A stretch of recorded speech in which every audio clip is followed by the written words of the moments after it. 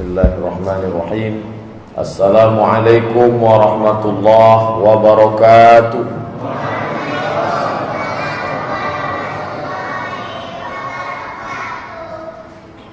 Alhamdulillahi rabbil alamin. Wassalatu wassalamu ala ashrafil khalqi ajma'in, Sayyidina wa maulana Muhammadin wa ala alihi wa sahbihi wa man tabi'ahu ila yaumiddin. Subhanaka la ilma lana illa ma 'allamtana innaka antal alimul hakim. Rabbi shrah li sadri wa yassir li amri wahlul 'uqdatam min lisani yafqahu qawli.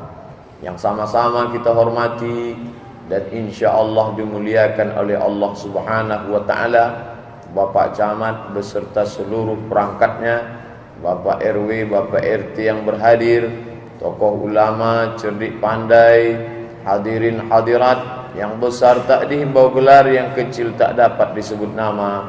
InsyaAllah kita semua hamba-hamba yang dimuliakan Allah Subhanahu wa ta'ala. Amin ya rabbal alamin. Tadi Pak Camat menyebut saya Ustadz Kondang. Kondang itu artinya kodok diundang.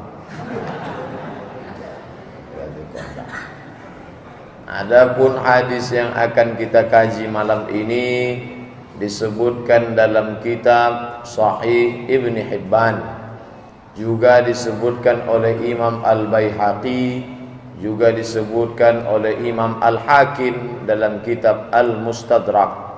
Kalau ada orang mengatakan hadis dhaif karena riwayatnya banyak, yuqawwi ba'duhu ba'dan, riwayat yang banyak, kalau periwayatnya tidak ada yang kadzab, pendusta, maka bisa naik derajatnya menjadi hasan li ghairih, boleh dijadikan dalil sebagai dasar hukum. Diriwayatkan dari sahabat Nabi bernama Anas ibnu Malik radhiyallahu anhu.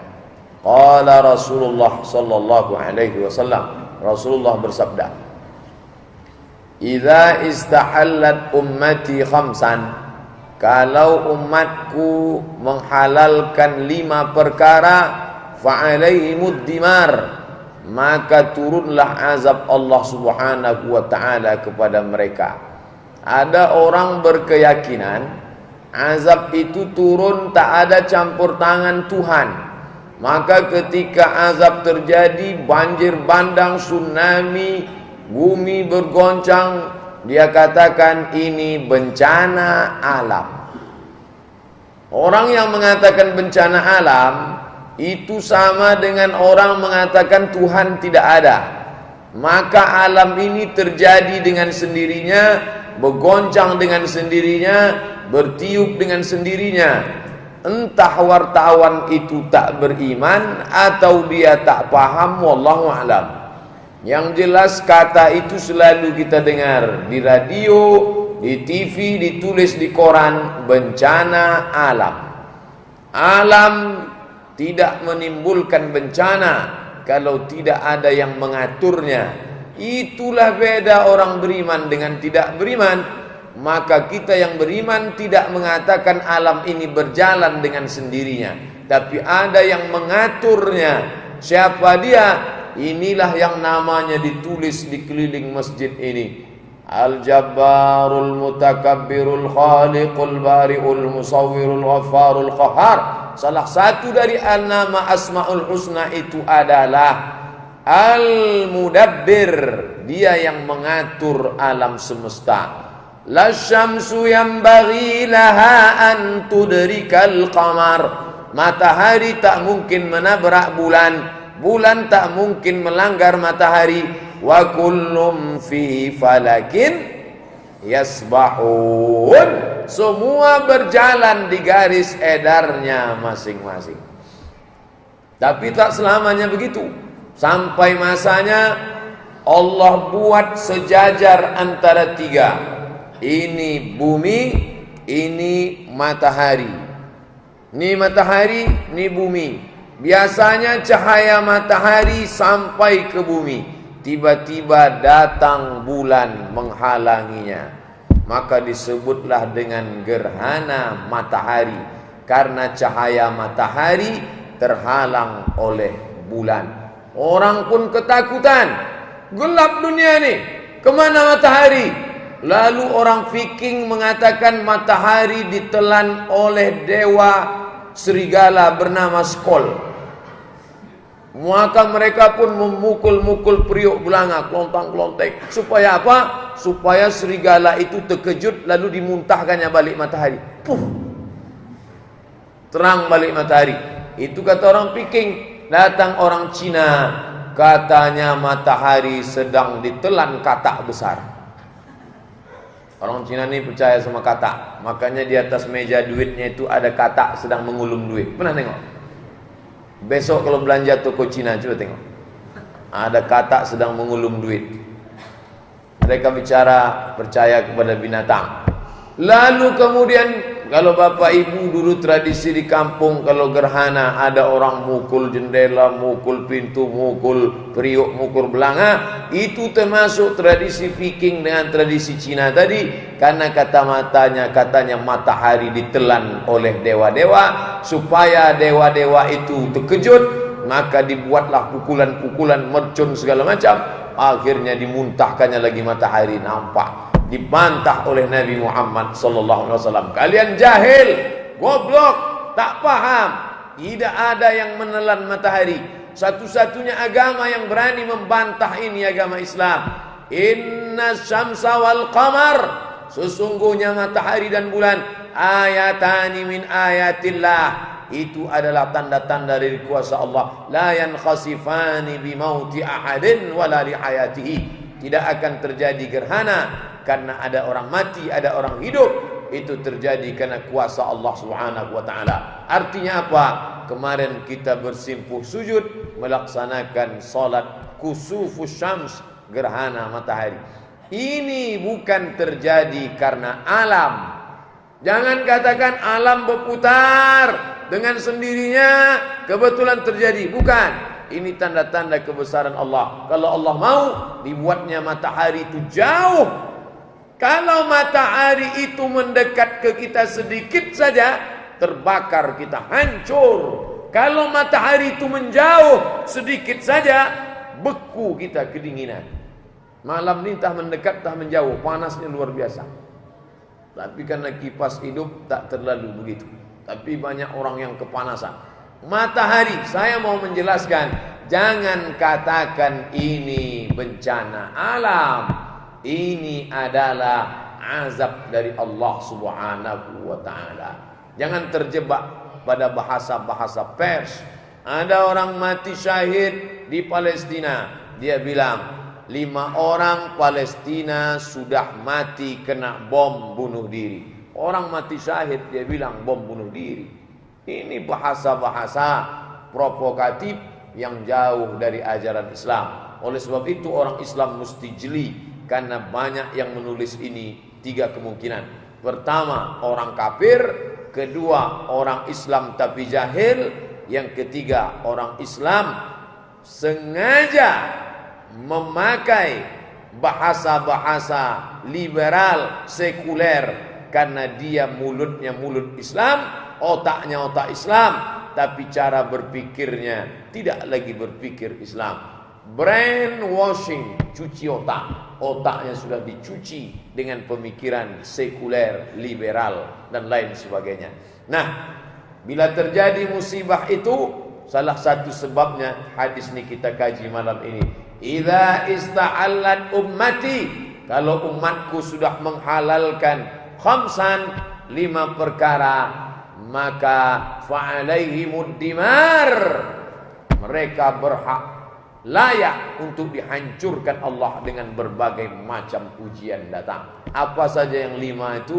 Inilah yang akan kita kaji malam ini insyaallah. Selesai yang 5 ini, tausiah pun habis. Bapak ibu mudah ngitungnya. 1, 2, 3, 4, 5. Habis, selesai. Mau pulang sebelum itu tak apa-apa. Yang pertama, apa dia? Idza zaharat tala'un, kalau sudah muncul tala'un. Tala'un diambil dari kata la'nah. Orang suka melaknat, caci maki, sumpah serapah. Laknat lawannya rahmat. Laknat artinya ba'idun 'anir rahmah, jauh dari rahmat kasih sayang Allah. Orang kalau sudah suka melaknat-laknat, itu mengundang turunnya azab Allah Subhanahu wa taala.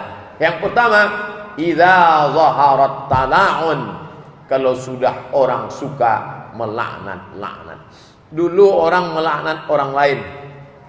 Zaman dulu orang melaknat orang lain. Sekarang suami melaknat istri, istri melaknat suami. Istri enaknya semua. Kan tweet sikau sebentar.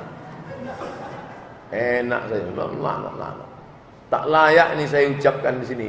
Tapi karena ini mesti disebutkan, enak saja orang menyebutkan kata-kata yang tak layak. Orang dulu memanggil anak, hai anakku. Tengok ayat, dengar yang dibacakan imam kita tadi tentang Luqman. Ya bunayya.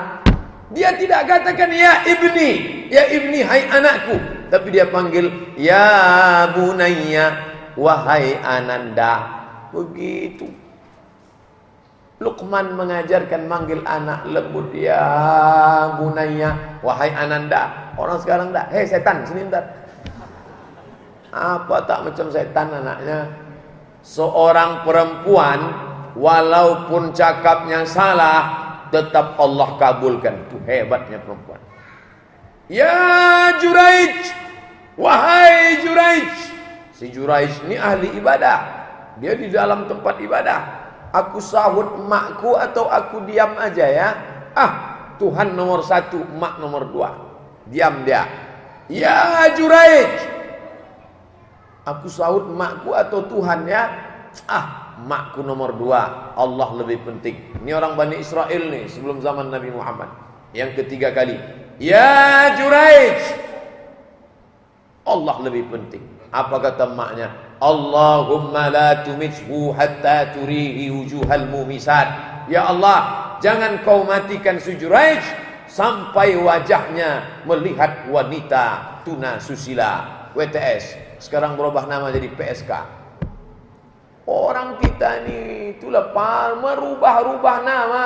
Dulu namanya sudah bagus, wanita tuna susila. Sekarang dirubah pekerja seks komersial. Banyak orang tertipu karena nama. Nama. Dengan nama tu orang bisa tahu tempat. Siapa namanya? Basuki Cahaya Purnama. Sudah jelas namanya Ahok. Kenapa dirubah-rubah? Banyak nanti. Itu kata orang Malaysia. Kenapa kalian banyak tertipu, kata orang Malaysia? Kalian robah namanya. Kami tak robah namanya. Namanya tetap kami panggil nama itu, kata orang Malaysia. Bapak Ibu yang dimuliakan Allah Subhanahu wa taala. Oleh sebab itu, maka ketika dia katakan ibu yang punya anak taat kepada Allah, dia katakan jangan kau matikan dia ya Allah sebelum wajahnya melihat wajah wanita tuna susila. PSK WTS, mohon maaf, ini tak layak disebut. Saya mau menceritakan bagaimana kabulnya doa seorang ibu. Masya Allah, Masya Allah. La yasukul khaira illallah. Tidak ada yang dapat membawa kebaikan kecuali Allah. Masya Allah, Masya Allah. La yasrifu su'a illallah. Tidak ada yang dapat mengalihkan yang buruk-buruk kecuali Allah. Terjadi apa yang terjadi. Tak lama sesudah ucapan emaknya itu, ada seorang perempuan pengembala kambing. Bukan kekenyangan, hamil. Hamil, ditangkap orang, ditanya, hai pengembala kambing, ya, siapa yang bertanggung jawab terhadap janin yang di perutmu ini? Apa kata si perempuan pengembala kambing itu? Juraij, ini buah dari perzinahanku dengan Juraij. Orang pun menangkap Juraij yang sedang beribadah khusyuk di dalam tempat ibadah. Hai Juraij, rupanya engkau penipu, pembohong, munafik. Selama ini kau berjubah beribadah, kami sangka engkau beribadah. Rupanya engkau di dalam tempat ini berzina dengan pengembala kambing. Mereka hancurkan Som'ah. Som'ah itu tempat ibadahnya. Hampir mereka bunuh dia.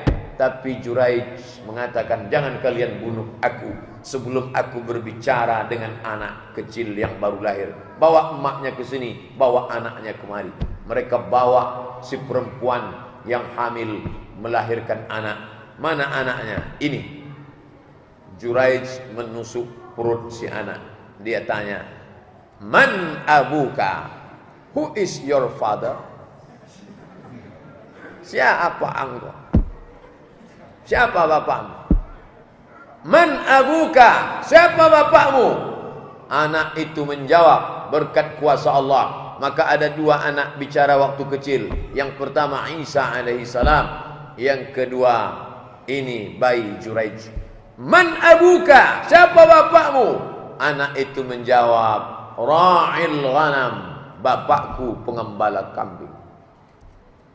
Maka mereka mencium tangan Juraij. Mohon maaf kami Tuan Juraij, kami sudah hancurkan kuil tempat kau beribadah. Kami akan bangun dengan batu dari emas. Lah, jangan kalian bangun dari emas. Cukup saja Allah mau menunjukkan lewat kisah ini, doa seorang ibu dikabulkan Allah, mengalahkan sang ahli ibadah. Hanya satu cakap emaknya, jangan kau matikan Juraij sebelum wajahnya melihat wanita tuna susila. Tak mungkin wajah ahli ibadah melihat wanita tuna susila. Ustaz Abdul Somad, kalau kata orang Adam bilang, tak mungkin wajah Ustaz Abdul Somad melihat wanita tuna susila. Bisa saja terjadi. Kalau ada orang memfitnah saya, bisa saja. Kenapa? Doa seorang ibu, jangan kau matikan dia ya Allah sebelum kau lihatkan ke wajahnya wanita tuna susila. Memang berhadap-hadapan dia dengan wanita tuna susila karena fitnah. Maka ibu jangan pernah mengeluarkan kata-kata laknat kepada anak. Berapa kali anak itu perbuatannya macam hantu, macam setan. Gara-gara apa? Ucapan si ibu, antah silap, antah latah. Panggillah dia, wahai anakku umat Muhammad sallallahu alaihi wasallam. Biar supaya perbuatannya macam umat Nabi Muhammad. Kalau marah betul, bunyinya saja kuatkan, wahai umat Muhammad sallallahu alaihi wasallam. Marah betul, wahai umat Muhammad sallallahu alaihi wasallam. Tapi mengatakan, hei setan, na'udzubillah, nanti berubah dia betul-betul macam setan. Memang wajahnya wajah manusia, tapi perilakunya, otaknya otak setan, hatinya hati setan. Na'udzubillah. Bapak Ibu yang dimuliakan Allah Subhanahu wa taala, kalau 5 ini dihalalkan Allah, kata Nabi, fa'alaihimud dimar, mereka akan mendapatkan kebinasaan. Idza zaharat tala'un, caci maki, sumpah serapah. Sekarang enak saja orang di lampu merah, lambat aja sedikit. 9, 8, 7, 6, 5, 4, masih 3 udah masih 3, kan masih lama lagi. 3, 2, begitu dia lewat buka kaca, mau apa? Ini berkelahilah di situ. Buka kaca, mau ini tengok. Ustaz, mohon maaf Ustaz. Idza zaharat tala'un, caci maki, sumpah serapah. Dalam Islam, kalau kita tak suka, kita datang langsung. Jangan kita laknat-laknat, caci maki dari jauh. Ini zaman beda sama zaman dulu. Zaman dulu orang langsung caci maki pakai mulut. Hei. Sekarang zaman canggih, mulutnya lembut, mulutnya sopan, tapi tangannya hancur. Kok ditengok tulisannya di Twitter, BBM, Facebook, WhatsApp, kata-kata laknat. Ustadz memangnya pernah juga kena. Buka aja lah wall saya itu, tak apa-apa kata dia mencaci maki saya. Kalau diladeni habis. Betul kata Nabi SAW, kalau muncullah yang begini, tala'un. Tapi bukan berarti orang Islam itu tidak boleh melaknat. Ini umat Islam ini sekarang terbagi 3. Yang ekstrim kiri melaknat aja kerjanya, sikit-sikit laknat. Tapi ada yang tak mau melaknat, Sudah jelas-jelas orang ini jahat, merusak agama.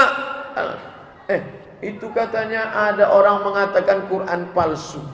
Kamu tak marah? Biarlah, itu urusan Allah. Quran diinjak-injak. Ini katanya ada orang menggambar Nabi Muhammad, tangannya sebelah kanan megang Quran, sebelah kiri megang pedang. Katanya Nabi Muhammad itu menyebarkan Islam dengan kekerasan. Kamu tak marah? Enggak. Yang penting kita baik. Masalah dia buat dosa itu urusan dia. Ini orang error juga ini. Ada masanya orang Islam harus marah. Ada masanya orang Islam harus tenang, cooling down. Marahnya karena apa? Karena Allah. Marah karena Allah. Sahabat sudah siap mau memancung seorang kafir Quraisy. Sudah mau dipancungnya, tiba-tiba orang itu meludahi dia. Tak jadi dia pancung. Kenapa tak jadi? Tadi aku mau memancungnya karena aku marah karena Allah. Sekarang aku mau memancungnya marah karena dia meludah. Tak jadi. Maka renungkanlah, kita ini marah karena Allah atau karena ulah? Beda-beda tipis saja itu. Marah karena siapa? Maka kalau keluar laknat, pernah tak Nabi melaknat? Ya, Nabi mengutus da'i. Ketika da'i diutus, tiba-tiba di tengah perjalanan mereka pancung kepala da'i ini. Mereka bunuh, mereka ambil kudanya, mereka ambil ontanya. Nabi melaknat selama 1 bulan. Nabi melaknat bukan cuma sekali, 1 bulan Nabi melaknat. Itulah doa kunut nazilah. Kalau ada yang mengatakan apa itu kunut? Kunut artinya doa. Nazilah ketika terjadi musibah besar, Nabi membaca kunut sampai 1 bulan. Allahumma al'an bani Ra'il, Allahumma al'an Usayyah, Allahumma al'an bani Zakwan. Laknatlah Ra'il, laknatlah Usayyah, laknatlah Zakwan. Karena mereka sudah membunuh da'i-da'iku ya Allah. Laknat mereka, hancurkan mereka ya Allah. Jadi bukan tak selamanya orang Islam itu tidak marah. Pada saat tertentu marah. Menengok saudara kita dibantai di Israel, marah. Melihat orang Islam dibuat semena-mena, marah. Melihat harga nyawa orang Islam tak ada harganya, marah. Tapi marahnya karena Allah, bukan karena hawa nafsu. Tapi jangan marah sesama Islam, tak tentu arah. Hanya beda cara solat, marah. Hanya beda doa iftitah, marah. Hanya imamnya baca kunut tiap subuh, marah. Mana Pak Ketua Masjid? Gantilah imam kita itu. Kenapa? Saya tak setuju sama dia. Saya termasuk yang tak meyakini kunut subuh. Oh, ini tak boleh. Ini sepakat 4 mazhab tentang masalah ini. Kata mazhab paling tua Hanafi dengan Hambali tak ada kunut subuh. Tapi kata Maliki dengan Syafi'i ada. Selama masih dikompromikan, ada dalil dari 4 mazhab, tak boleh saling melaknat berkelahi. Jangan berkelahi gara-gara ini. Nanti kalau yang berkunut melaknat yang tak berkunut, yang tak berkunut melaknat yang berkunut, yang ketawa yang gak sholat subuh. Jangan ketawa. Di kampung tu ada 10, yang ke masjid 5, yang 2 berkunut, yang 2 tak berkunut, yang 1 preman baru tobat. Berkelahi 2 ni. Ini berkunut, ya. Ini tak berkunut, ya. Berkelahi kalian gara-gara ini, ya. Mending jamaah saya dulu. Kami tak pernah kelahi. Walaupun jamaah kami cuma 4 orang aja. Imam, Bilal, makmum cadangan. Dia tak banyak jamaahnya, cuma 4 aja. Meja 1, meja gaplek. Tapi solidnya luar biasa. Kalau ada sakit 1 orang, yang 3 tu langsung bawa jeluk 2 kilo. Langsung tanya, gimana friend? Kapan bisa sehat kita main lagi? Udah daftar BPJS belum? Udah mencaci maki, sumpah serapah. Ini saya dudukkan yang pertama. Yang kedua, apa itu? Syaribul khumur, mereka sudah syaribu, minum. Khumur, khumur jamak dari khamar. Khamar, ada namanya khimar, ada namanya khamar. Khimar, kain yang menutup rambut perempuan. Kain penutup rambut itu namanya khimar. Sedangkan ini namanya khamar. Apa beda khimar dengan khamar? Kain yang menutup rambut namanya khimar. Kalau dipakai rambut tertutup. Yang ini namanya khamar. Kalau diminum otak tertutup. Kalau sudah diminum tak bisa dibedakan mana kawan mana lawan, mana bini dia mana bini orang. Sama semua. Inilah dosa terbesar yang dilakukan manusia. Syaribul khumur, meminum khamar. Khamar itu diambil dari cairan anggur. Di Mesir, di Arab, anggur itu murah, semurah-murahnya. Bulan Agustus, musim panas, sekilo anggur 2 pon. Saya mengalami sendiri zaman kuliah. 1 pon 2.500, 2 pon 5.000 perak. Anggur kuning manis segar sekilo 5.000 perak. Pulang saya ke Pekanbaru, jambu air 50.000. Gemah ripah loh jenawi, tongkat dan batu jadi tanaman. Bayangkan itu. Saya mau cerita khamar. Khamar itu dari cairan anggur. Anggur segala anggur, anggur merah, anggur kuning, anggur hijau, anggur busuk itu diletakkan di dalam nampan besar, dipijak ramai-ramai. Makanya di Spanyol ada acara perayaan memijak anggur. Dipijaklah anggur itu, kaki busuk, kaki ikut mijak semua. Lalu kemudian anggur tadi disaring. Airnya itu disaring, dimasukkan ke dalam botol yang terbuat dari kayu yang sudah dibuat. Lalu disimpan.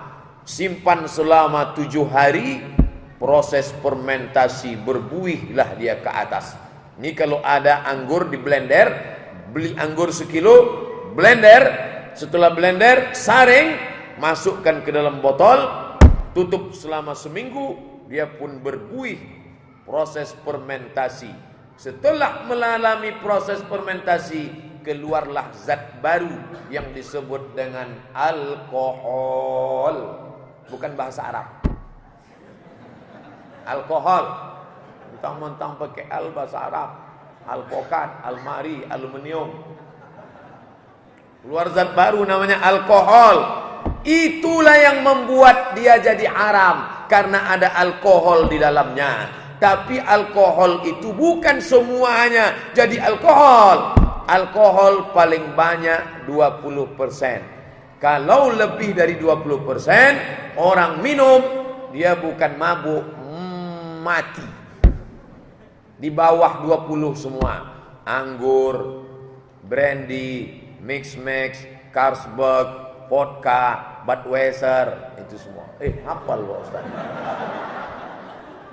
Itu semua udah saya tengok itu di mall, saya tengok mix berapa, Carlsberg berapa, vodka berapa, Budweiser berapa, Kamput berapa. Yang paling jelek mabuknya tua.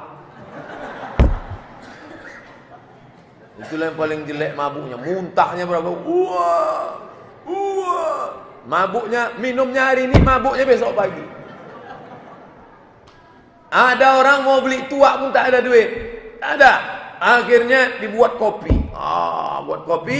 Setelah itu masukkan spiritus ke dalam. Diminum. Masuk koran MX 5. Minum khamar oplosan. Begitu diminum, langsung jantung terbakar, kepanasan, mencari es, mencari air, masuk ke dalam selokan parit, mati. Inilah mati paling jelek. Matinya kenapa? Menyeruduk parit, mencari tempat sejuk, gara-gara habis minum kopi campur spiritus. Cerita mabuk ini dari zaman Bani Israel dulu. Ada orang ditangkap. Kamu pilih mana? Mau minum atau zina atau membunuh? Pilih mana? Dia pikir-pikir, kalau membunuh dosanya besar. Kalau berzina, dosanya besar. Minum nih paling ringan kayaknya. Saya pilih minumlah. Oke, minum. Dia pun minum. Begitu dia minum, ditengoknya perempuan tadi makin cantik. Akhirnya dia pun berzina. Setelah berzina, dia takut anak ini mengetahui perbuatannya, dibunuhnya. Akhirnya tiga-tiga dia lakukan gara-gara minum. Dulu orang mabuk hanya minum. Sekarang dengan canggihnya teknologi, keluarlah namanya sabu-sabu, putau, pil rohypnol. Rohypnol pil untuk anjing gila. Dulu kalau ada anjing gila kena rabies, diikat pakai tali dari besi. Anjing, air liurnya, itu dimasukkan pil rohypnol ke mulutnya. Begitu masuk dia pun tenang. Itulah yang dimakan orang sekarang. Orang stres, tertekan, dimakan itu. Tenang. Sabu-sabu. Fly, terbang. Ustadz macam tahu aja. Fly, terbang. Pakai semua pokoknya. Inex. Semua bentuk narkoba dipakai. Ada lagi ekstasi. Makan ekstasi. Orang mengkonsumsi ekstasi itu sebelum dia makan ekstasi begini kipasnya, kepanasan. Setelah makan ekstasi, kipasnya diam, kepala dia goyang. Luar biasa. Inilah yang merusak anak-anak kita ini sekarang. Bapak polisi dari BNN, dari semua ikut bekerja sama. Saya berapa kali diajak oleh BNN, Badan Narkotika Nasional, mengajak saya ke Jalan Sudirman. Terus, Ustaz, ayo kami ajak Ustaz ke tempat ini, tempat paling mengerikan Pak Ustaz. RT-nya aja pengedar. Ngeri itu Pak. Ya. 3. BNN, dokter, Ustaz. Pertama BNN cerita masalah undang-undang ini segala macam bla bla bla bla BNN. Habis itu dokternya perempuan. Cerita dia, Bapak Ibu sekalian, pengaruh daripada narkoba ini merusak jaringan-jaringan saraf. Apa-apa kata dia, saya pun tak paham. Habis itu Ustaz cerita. Ustaz cerita ayat neraka.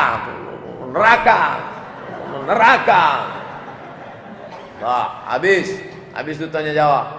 Selesai itu saya dikawal dari tempat sosialisasi BNN sampai ke tempat parkir. Polisi ngawal saya. Apa saya dikawal Pak? Saya pulang sendiri bisa. Datang tak dijemput, pulang tak diantar. Kata dia, ini rawan Pak Ustaz. Kami khawatir nanti ada orang tersinggung dengan ceramah Ustaz. Orang pecandu narkoba ini dia sensitif Pak Ustaz. Urat-urat kepalanya udah pada berputusan ini Pak Ustaz. Iyalah, sampai ke parkir di bawah flyover saya pun pulang. 2 hari sesudah itu saya ditelepon sama ibu dokter yang di situ. Ustaz masih ingat dengan saya? Siapa ini? Saya dokter yang kita acara BNN kemari Pak Ustaz. Iya, ingat. Ada apa tuh Bu dokter? Ini Pak Ustaz, orang-orang yang terkena ini tidak bisa disembuhkan pakai obat. Mereka ini jiwanya sudah down, hancur Pak Ustaz. Dia harus disentuh dengan sentuhan agama. Ustaz mesti buatkan kurikulumnya. Dia mesti diceramahi dengan agama. Baik Bu, insya Allah kita akan tangani ini bersama. Nanti kami hubungi lagi Pak Ustaz. Oke, insya Allah. Sampai sekarang udah 6 bulan tak ada telepon. Saya husnuzon, dia sudah menemukan Ustaz lain yang bagus, yang mantap, yang penting bekerja sama. MDI ada 1000 Ustaz. IKMI ada 600 Ustaz. Itu yang besar-besar, 1600. Ada lagi Ittihadul Muballighin, ada lagi Jamaah Tabligh, saudara-saudara kita, ada lagi Hizbut Tahrir, macam-macam. Ini orang-orang baik semua, kita manfaatkan. Jangan malu, itu kuncinya. Tapi kalau sudah malu, jangan malu punya keluarga pecandu narkoba. Kalau ada, kasih tahu. Malulah Pak Ustaz depan orang banyak. Panggil Ustaz itu setelah acara. Pak Ustaz, saya sebenarnya banyak yang mau saya tanya ke Pak Ustaz nih. Tapi karena depan orang banyak saya segan. Bisa kita bicara 4 mata Pak Ustaz? Jangankan 4, 3 pun bisa. Apa yang mau kita bahas? Apalah masalah itu. Pak Ustaz, nanti singgah ke rumah saya ya. Oke, insya Allah. Selesai acara saya pun datang. Ada apa Pak, Bu? Ini anak kami udah kena candu narkoba Pak Ustaz. Gimana doanya Pak Ustaz? Ada tak doanya dalam Quran? Tak ada. Terus gimana? Ini ada nomor HP nih kalau mau. HP siapa Pak Ustaz? BNN. Loh, nanti gimana? Anak ibu ditangkap. Masa anak kami yang nangkap sendiri? Tidak ada obat lain. Resikonya dua. Mati, gila. Pilih mana? Pilih mati apa gila? Wah, tak ada pilihan yang enak Pak Ustaz. Pilihan ketiga, tangkap. Gimana caranya? Kasih tahu lokasinya, kasih tahu ini, kasih tahu ini. Nanti mereka nangkap. Nama, tempat dirahasiakan. Jamin, jamin. Oke, deal, deal. Sebulan sesudah itu jadwal saya ceramah, panggil. Senyum mereka. Ada apa? Alhamdulillah Pak Ustaz, anak kami sudah ditangkap. Dibawa ke rehabilitasi. Orang yang begini ini direhab. Macam rumah juga direhab. Rumah itu kalau ada rusak-rusak sedikit rehab. Masjid kadang ada rehab. Masjid ini tak perlu direhab, udah cantik. Ke atas langsung nampak awan tuh. Cantik dah. Kanan kiri. Tapi ada masjid itu perlu direhab. Atapnya bercabutan, didempul, dicat lagi. Nah itu. Oleh sebab itu maka orang-orang begini ini sudah putus berat kepalanya.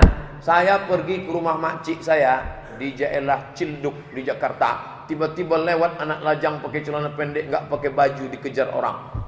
Siapa tuh makcik? Itulah orang pecandu narkoba. Dulu sehat dia tuh, man. Sehat, orangnya baik. Tapi setelah itu itulah putus kabel-kabel di kepalanya juga. Dulu sebelum separah ini, tabung gas emaknya dijualnya. Dia kalau udah sakau ingin mencari tak ada, semua halal, tabung. Terakhir Indomie anaknya dijual. Anaknya kecil, datang orang bawa Indomie, ngasih duit, dijual nih, kumpulkan dijual. Yang penting dapat. Tidak ada obat lain. Kalau hukum Islam bagaimana? Nabi Muhammad sallallahu alaihi wasallam mencambuk pecandu narkoba 40 kali cambuk. Pakai apa? Pakai rotan. Payah kami nyari rotan Pak Ustaz. Batang sapu bantaikan ke belakang. 40 kali. 80 kali datang Umar bin Khattab, ditambahnya menjadi 80 kali. Maka syariat Islam memakai dua. Kalau mau 40, kalau mau 80. Ternyata yang memakai terapi ini orang Moskow dari Rusia. Dokter, dia tidak Islam. Banyak pecandu datang ke tempat dia obati. Bagai macam cara. Akhirnya salah satu dipukulnya pakai rotan. Ternyata banyak yang sehat. Subhanallah, Masya Allah. Sudah disebutkan Nabi Muhammad SAW. Obatnya pakai rotan. Bapak ibu dokter, mana tahu ada jamaah sini, cobalah pakai rotan. Jadi kalau ada ngadu, Pak saya ini pecandu nih. Kau tutup mata ya. Tutup mata, ini obatnya nih. Jangan menjerit. Sumbat pakai sapu tangan. Ambil batang sapu 40 kali. Tak juga sehat Pak Ustaz, tambah 80. Insya Allah kalau tak sehat mati 2 tahun. Tak ada guna dia hidup lagi. Merusak saja. Sampah masyarakat. Tapi tak boleh mereka ini dihapuskan dari dunia. Bagaimanapun mereka saudara kita, saudara seiman. Innallaha la yaghfiru ayyushraka bih. Dosa syirik tak diampuni. Wa yaghfiru ma duna dzalika liman yasha. Yang lain daripada itu diampuni. Seorang perempuan bidan, perawat, kerja di rumah sakit, muda, cantik, meleleh air mata, mengadu ke Ustaz. Ustaz, tolong saya Pak Ustaz. Ada apa? Suami saya pecandu Pak Ustaz. Bayangkan itu. Tak siap jadi janda muda. Kerja, mapan, berpendidikan, tapi mendapatkan suami. Makanya saudari-saudariku yang perempuan, kalau ada mau meminang kalian, hati-hati. Cek and recheck dulu. Jangan sampai kalian tengok dia karena datang bawa Toyota, Honda Jazz, langsung kalian terima. Belum tentu, bisa jadi itu rental. Tanya baik-baik. Pertanyaan pertama yang ditanya adalah sholat. Pecandu apa tidak? Bang, mohon maaf ya. Tanya, tes urin. Tes. Kalau positif, mohon maaf. Negatif. Jadi tidak selamanya orang negatif itu jelek. Justru kalau tes urin, orang mencari yang negatif. Tes positif, aduh saya tak mau yang positif. Bapak negatif, alhamdulillah negatif. Padahal selama ini orang tak mau negatif. Kalau tes urin yang negatif yang dicari. Jadi menantu mertua jangan merasa aman dengan ini. Ini penyakit luar biasa. Tapi kebanyakan ini gara-gara apa? Orang tua lengah, teledor, tak ada pengawasan. Ini duit saya, yang nyari saya, kamu anak saya, berada di bawah kuasa saya. Uang saya kasih 1 juta. Kemana aja kemarin? Mana struknya? Mana laporannya? Mana print outnya? Kamu pakai kemana? Ini laporannya Pak. Diskusi dengan teman, makan siang, Pak Datuk, 15.000. Oke. Ini minum teh botol Coca-Cola. Ya. Ini sejam 10.000, duduk sampai 4 jam mana nih? Inul Pista ya. Oke lah, selagu 2 lagu tak apa-apa. Nanti kalau pergi ajak-ajak ya. Ini semua sebelum kau dihisab di hadapan Allah. Nah, aku nanti akan ditanya, faman ya'mal misqala dzarratin khairan yara. Ibu-ibu perempuan.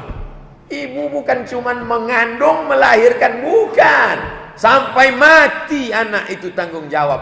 Perempuan dikasih mulut tukang merepet, macam mesin pompong dari Tembilahan ke Sungai Pakning. Kau pergi sama siapa nih, pulang jam berapa ini, kenapa begini, di duit kemana aja? Mesti begitu. Kalau tidak, mulutnya akan ditanya di hadapan Allah. Kemana dulu nih, kenapa anak ini dibiarkan? Ma min mauludin, setiap anak illa yuladu alal fitrah, dalam keadaan fitrah, suci, bersih. Siapa yang merubah dia menjadi penjahat, perampok, pecandu ini? Fa'abawahu, kedua orang tuanya, yuhawidanihi, merubahnya jadi Yahudi, au yunassiranihi, merubahnya jadi Nasrani, au yumajjisanihi, merubahnya jadi Majusi. Habis 2, masuk yang ketiga. Apa itu?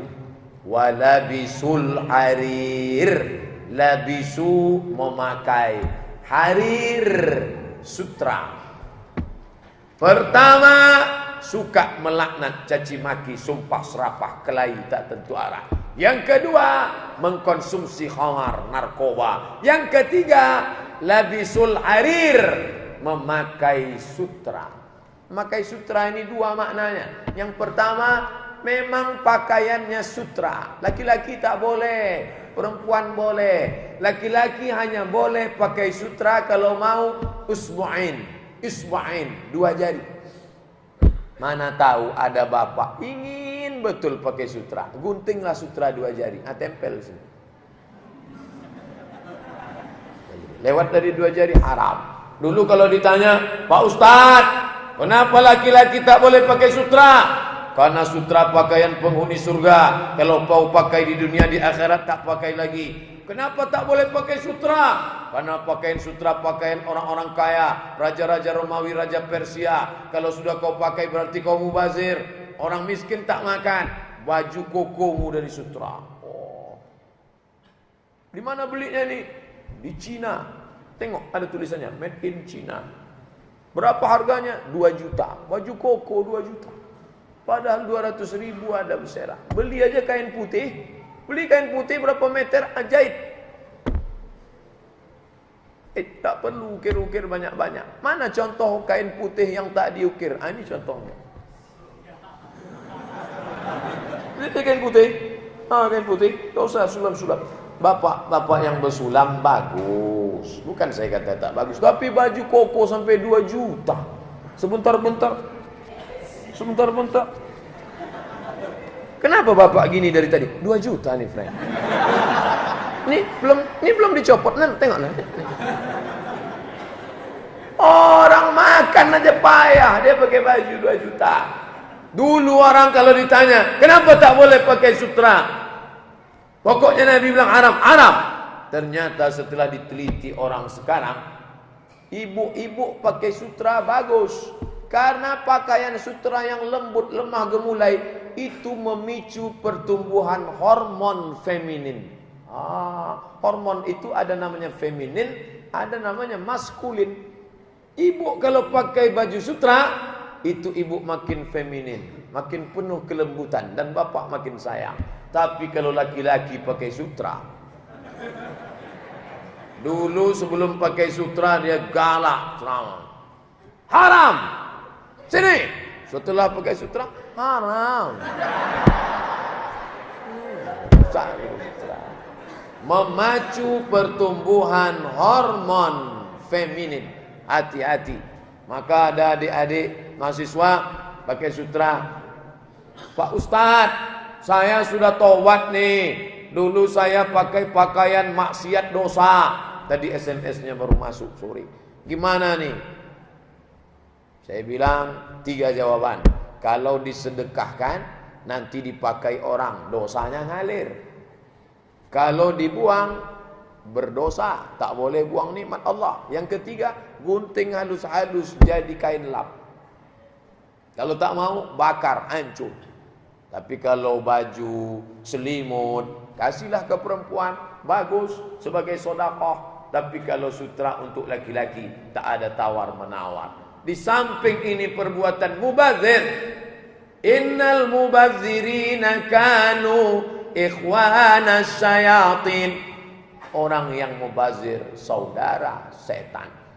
Ini sekarang pakaian sutra. Oh, artis-artis pakai sutra. Orang kaya pakai sutra. Sutra bukan hanya sebagai pakaian, tapi dia sudah menjadi high style. Style gaya high. Gaya tingkat tinggi. Kalau mau melihat orang dari pakaiannya, menengok status orang dari pakaiannya. Ini yang mau kita undang nih siapa ini? Ini ustadz terkenal nih, hebat nih. Yang pertama ditengok pakaiannya. Gimana pakaiannya? Tak ada sulamannya, tak hebat nih. Oleh sebab itu, maka kita dalam Islam tidak diajarkan gaya-gaya. Yang diajarkan itu adalah kalau perbuatan kita itu bermanfaat untuk orang banyak, lakukanlah. Tapi kalau tidak, na'udzubillah. 3. Sekarang yang keempat. Apa itu yang keempat? Wattakhadhul qinat. Wattakhadhul qinat. Mereka gemar menghalalkan musik. Menghalalkan musik. Masalah halal musik ini terbagi 2. Yang satu, kata dia semua musik haram. Musik haram. Tapi yang aliran satu lagi, tengok dulu musiknya. Kalau musiknya mengajak kepada agama Allah, tak haram. Musiknya ngajak jihad. Haibar ya Yahud, Jaish Muhammad saufa ya'ud. Haibar ya Yahud, Jaish Muhammad saufa ya'ud. Tak haram. Karena dengan menyanyikan itu bangkit semangat. Khaybar ya Yahud. Khaybar nama tanah di kota Madinah, tempat orang Yahudi dulu. Ingat kalian peristiwa Khaybar, wahai orang Yahudi. Jaish Muhammad saufa ya'ud. Tentara Muhammad akan datang membantai kalian dari Palestina.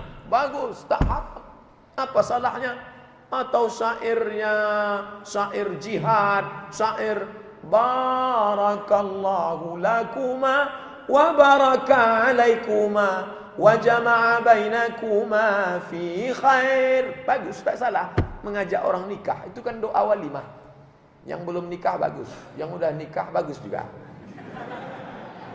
Bagus. Atau lagu mengingat mati. Bila Israel datang memanggil, jasad terbujur di pembaringan. Bagus.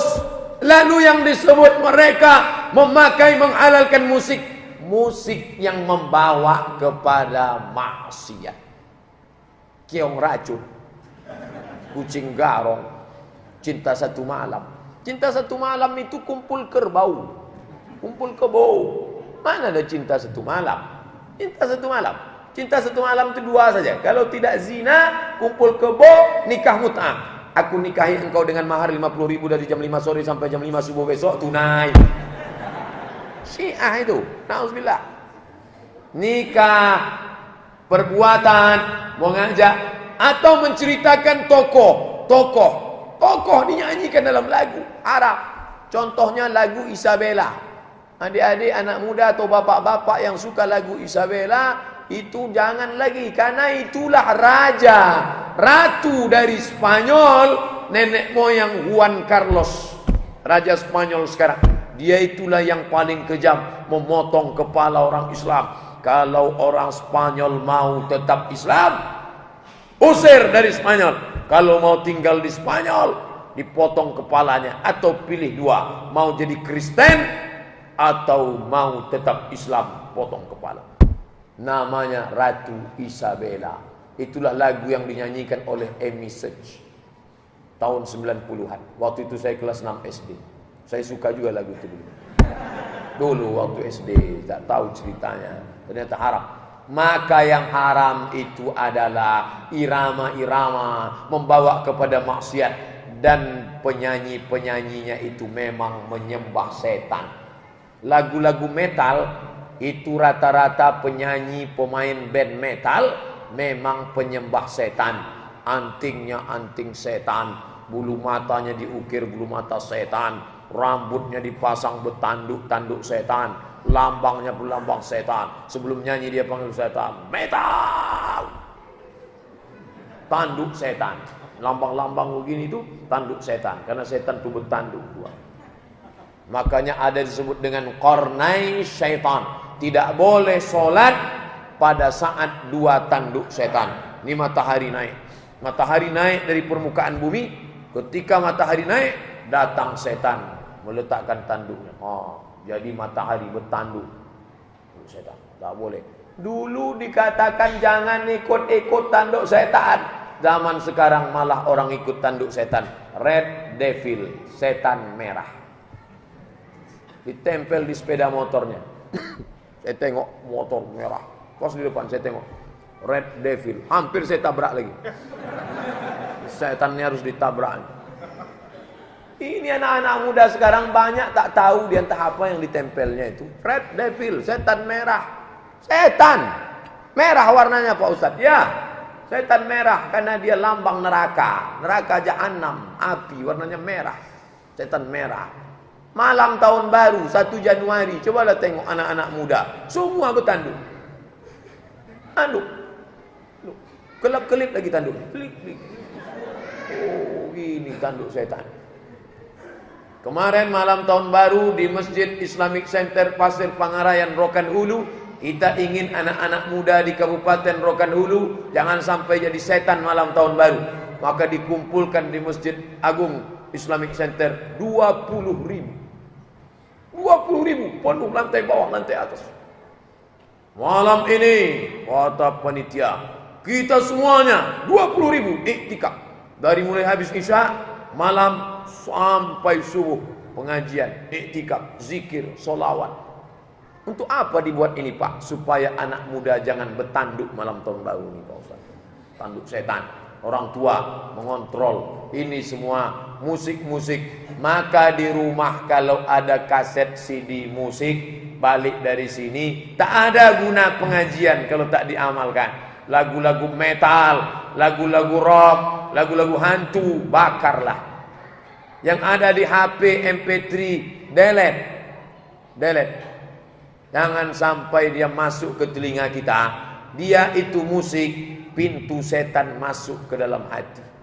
Bapak musafir jalan jauh, hidupkan lagu dangdut. Selama di jalan, mengiang-ngiang itu lagu dangdut. Dangdut. Sampai di tempat tujuan, sampai tua, nanti waktu kita mau sakratul maut, itulah yang datang terngiang-ngiang. Bapak pernah tak pas mau tidur malam terdengar lagu Maggie Z, terdengar lagu Kabikaci Kabigam, terdengar lagu Kucu Kucu Hotahi, terdengar lagu What Can I Do For You? Semua. Dia akan datang terngiang-ngiang di telinga. Hapuskanlah itu dengan lagu Masyari Rashid dari Kuwait, dengan lagu Syekh Abdul Rahman Sudais, dengan lagu Syekh Abdul Basit Abdul Somad, dengan lagu Syekh Su'ud Asyurem, lagu-lagu MP3 dari Al-Quran. Bagus. Kenapa? Sampai masanya kita di ruang ICU terbaring mau sakratul maut, maka itulah yang datang. Yang suka mendengar lagu Isabella, datang message itu datang. Isabella. Datang dia. Siapa yang membawakannya? Setan. Setan terus menggoda, mengajak. Sampai kapan? Sampai akhir hayat mau sakratul maut, didengarkannya lagi rekaman-rekaman yang dulu kita dengar. Radio, saya kalau mau berangkat selalu saya hidup RRI. Berita, habis berita alihkanlah ke yang lain, karena dia masuk lewat musik. Hati kita itu seperti pintu, pintunya ada. Hati kita macam ini juga, ada lubangnya. Lewat lubang musik itulah setan masuk. Makanya orang yang sedang masa pengobatan ruqyah tidak boleh dengar musik. Ibu diganggu jin, ya, selama ruqyah jangan dengar musik. Kenapa? Disitulah dia masuk ke dalam. Maka tutup kat supaya jangan masuk. Saya sudah ceramah 1 jam 60 menit. Padahal biasanya di Masjid Agung subuh Sabtu saya ceramah 40 menit, 50 menit, stop. Tapi di Masjid Paripurna Al-Muslimin saya ceramah sudah 1 jam, jamaahnya tetap serius. Padahal di masjid lain saya ceramah baru 40 menit sudah keluar kuda Nil. Baru ceramah setengah jam sudah pada khusyuk semua. Tapi Masjid Paripurna, Masjid Pak Camat kita, pimpinan kita, Bapak Ibu alim ulama, Masya Allah, berserius mendengarkan. Padahal yang saya sampaikan baru 4. Ada 1 lagi yang belum saya sampaikan. Apa dia? Waqtafa an-nisa bin nisa war rajul bir rajul. Ini yang sedang up to date sekarang. Yang kelima, kenapa azab Allah turun kepada mereka? Perempuan cukup dengan perempuan, laki-laki cukup dengan laki-laki. Bunyi hadisnya begitu. Iktafan nisa bin nisa war rajul bir rajul. Laki-laki cukup dengan laki-laki, perempuan cukup dengan perempuan. Apa ini? LGBT. Perempuan cukup dengan perempuan, kata dia saya tak perlu laki-laki. Laki-laki cukup dengan laki-laki, kata dia tak perlu perempuan. Sejak zaman Nabi Adam dulu, zuyyina lin-nasi hubbus syahawati minan nisa. Laki-laki suka perempuan, perempuan suka laki-laki. Dunia sudah mau kiamat, azab sudah dekat. Enteng saja si laki-laki itu ngomong. Kalau laki-laki suka sama perempuan, itu biasa. Kalau laki-laki suka sama laki-laki, baru luar biasa. Enak dia ngomong di TV tanpa beban, setan. Dia bilang laki-laki cinta sama laki-laki baru luar biasa. La ilaha illallah Muhammad Rasulullah. Sejak zaman dulu cuman ada 2, Adam, Hawa. Adam laki-laki, Hawa perempuan. Yang ketiga siapa? Setan. Maka orang nanti minta lama-lama WC minta 3. WC laki-laki, WC perempuan, WC bencong. Ini sekarang disosialisasikan di mana-mana. Acara TV semuanya ada bencong. Acara kontes dangdut ada bencongnya. Acara lucu-lucu lawak ada bencongnya. Acara sinetron ada bencong. Sampai film karton pun ada bencongnya. Upin Ipin. Upin laki-laki, Ipin laki-laki, Kak Ros perempuan, ada Bang Saleh. Bencong. Ini apa nih? Sosialisasi supaya orang merasa bencong nggak masalah, biasa, tidak ada apa-apa. Sosialisasi lewat semuanya. Tontonlah acara kita dari pagi sampai petang sampai malam. Ini bahaya. Kenapa? La'anallahul mutasyabbihin minar rijal bin nisa. Allah melaknat laki-laki yang menyerupai perempuan perempuan menyerupai laki-laki. Anak-anak kita, keponakan kita dari kecil sudah kita kontrol, bawa dia ke tempat jualan. Nama anaknya siapa? Muhammad. Pilih apa nak? Mobil-mobilan. Bagus. Anaknya siapa? Fatimah. Pilih apa nak? Boneka. Bagus. Tapi kalau namanya Abdul Somad, nanti sebut nama orang tersinggung. Namanya Abdul Somad, pilih apa? Pilih Masa and the Bear. Boneka. Oh, jangan semua selera kemauan dia diperturutkan. Kenapa? Dari kecil harus dididik. Masukkan dia sepak bola, masukkan dia karate, masukkan dia judo, supaya dia dibentuk. Mungkin awal-awalnya dia tidak. Kebetulan pelatihnya itu tegas. Hai, katanya. Tak apa-apa untuk tahap pertama. Yang penting dia terus setiap hari. Ternyata sudah banyak contoh kasus. Kalau dia terus dididik, dia sembuh, sehat. Masukkan sepak bola. Dan orang tua tak lupa mendoakan kepada Allah Subhanahu wa ta'ala. Zaman Nabi bagaimana? Zaman Nabi dibawakan seorang laki-laki. Utiya bi rajulin qad khadaba yadayhi. Nabi dihadapkan seorang laki-laki yang sudah memakai inai di tangannya. Inai. Yang tak paham inai pacar, daun merah-merah. Ma balu hadza, kata Nabi. Ada apa ini? Kenapa dia? Tengok Rasulullah, dia tangannya sudah dia pakai inai. Ini menyerupai perempuan dia ini. Kata Nabi, bawa dia ke Naqi. Nufiya ilan Naqi, dia diasingkan. Kalau dia hanya baru sekedar melambai, menyerupai perempuan, asingkan dia ke Naqi. Direhab, disehatkan. Karena dia masih mengatakan, saya ini sebenarnya perempuan, tapi masuk dalam casing laki-laki. Dianggapnya malaikat salah masuk. Dia laki-laki, casingnya. Datang roh perempuan masuk ke dalam. Makanya kata dia, Eke perempuan nih. Ini yang merusak ini. Yakinkan dia, kamu laki-laki. Buat acaranya namanya Be a Man. Jadilah seorang laki-laki. Dulu ada di TV acara Be a Man, tapi malah justru mengikuti acara bencong pesertanya. Malah pembawa acaranya jadi bencong. Tidak menyehatkan. Oleh sebab itu, kalau hanya baru sekedar melambai, diobati. Tapi kalau sudah sampai homoseksual, semua bencong itu homo. Kalaupun dia bisa kepada perempuan, berarti dia punya dua, biseksual. Biseksual, ACDC, kanan kiri oke. Ini bahaya. Maka kata Nabi SAW, hadis riwayat Sunan Abi Dawud, Sunan Ibn Majah, Sunan At-Tirmidzi, 3 kitab sunan.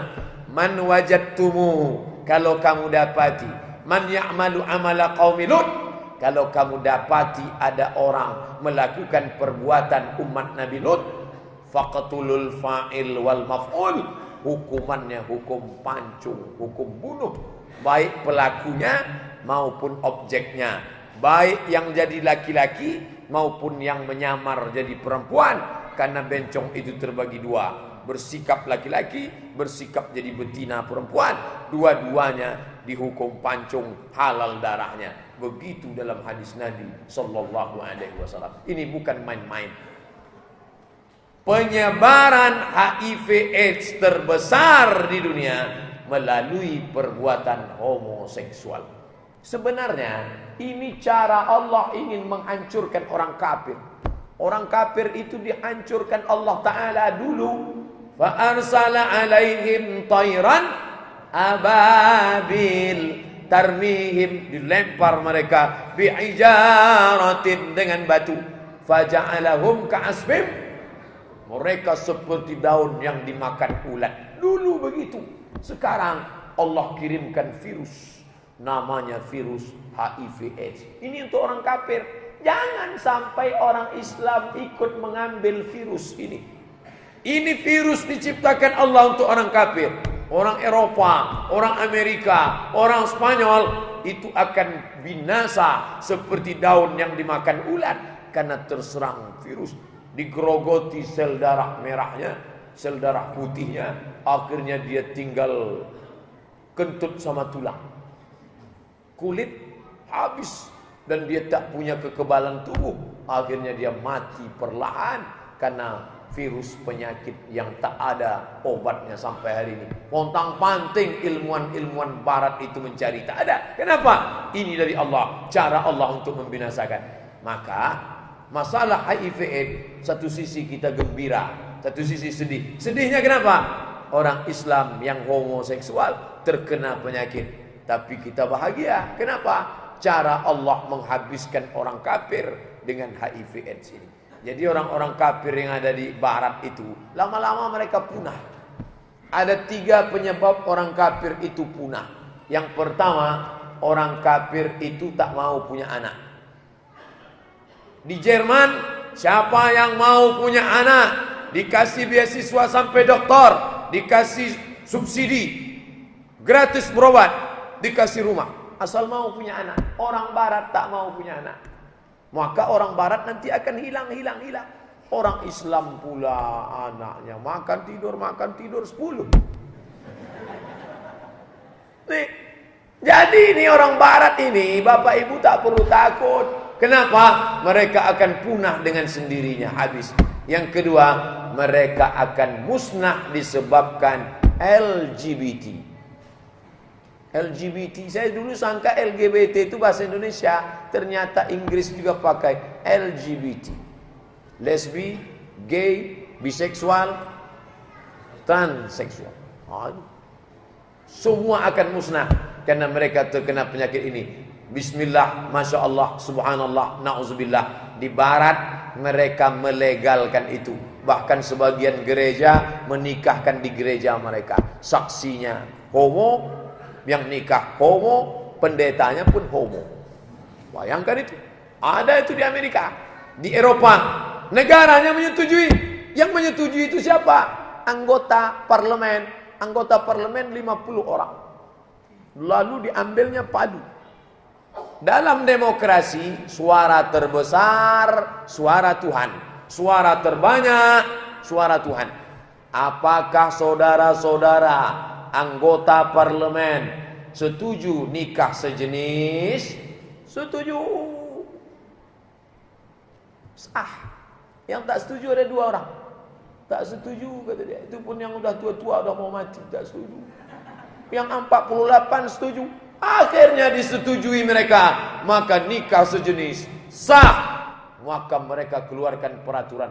Orang Indonesia pun pergi ke Eropa untuk mendapatkan legalitas nikah sejenis. Nama persatuannya Gaya Nusantara. Ketuanya doktor dari Surabaya. Isinya mereka udah punya kafe khusus. Kafe khusus, isinya itu semua. Tempat minum kopi khusus, itunya isu semua. Semua. Na'udzubillah. Yang lebih bahayanya ini merusak Islam. Di Jogja mereka buat pula pesantren bencong. Saya khawatir nanti muncul pula ustadz bencong. Na'udzubillah. Mereka mau buat fikih bencong. Bagaimana kalau bencong mati? Udah banyak yang nanya ke saya, Pak Ustadz, kalau bencong mati nanti firlahu apa firlaha? Ya firlahu. Bagaimanapun melambainya tetap firlahu. Karena definisinya man lahu zakarun fahuwa muzakkar. Siapa yang punya zakar maka dia laki-laki, baik hidup maupun tak hidup. Itu definisinya. Maupun udah dipotongnya, dioperasinya, maka dia tetap laki-laki. Nanti kain kapannya kain kapan laki-laki. Kalau mau ditulis pakai bin, bukan binti. Enak aja. Cuman pakai lipstik 2 kali jadi binti. Ini mesti dipahamkan. Tidak ada itu dikatakannya ini pemberian dari Tuhan. Tidak. Bapak Ibu yang dimuliakan Allah Subhanahu wa taala, maka kata Nabi, kalau sampai yang 5 ini idza ista'allat ummati khamsan, kalau umatku menghalalkan yang 5 ini, fa'alaihimud dimar, maka mereka sudah menghalalkan kebinasaan, diturunkan Allah Subhanahu wa taala. Abdul Somad menyampaikan ini supaya jangan sampai menimpa kota kita yang kata Pak Camat tadi, kota metropolitan yang madani, yang katanya mau meniru kota Al-Madinah Al-Munawwarah. Mudah-mudahan selamatlah kita dari azab ini insyaallah. Amin ya rabbal alamin. Itulah lebih kurang 75 menit ceramah saya malam ini. Yang baik-baik datang dari Allah, yang tak baik dari hamba Allah yang dhaif. Adik-adik, mahasiswa, ibu-ibu, bapak-bapak, pulang ke rumah nanti ada yang nanya, apa isi ceramah Ustaz Abdul Somad tadi? Bila umat Islam sudah menghalalkan 5, maka turunlah bencana. Apa yang 5 itu?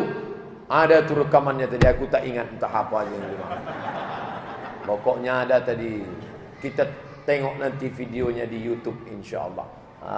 Bapak Ibu jelaskanlah. Banyak tadi kata Ustaz tu, cuman yang ku ingat homo aja satu, karena itu yang terakhir. Itu yang terakhir, mudah ingatnya. Banyak. Bapak Ibu yang dimuliakan Allah SWT, terima kasih atas segala perhatian. Apakah ada tanya jawab atau tidak, saya serahkan kepada Bapak protokol.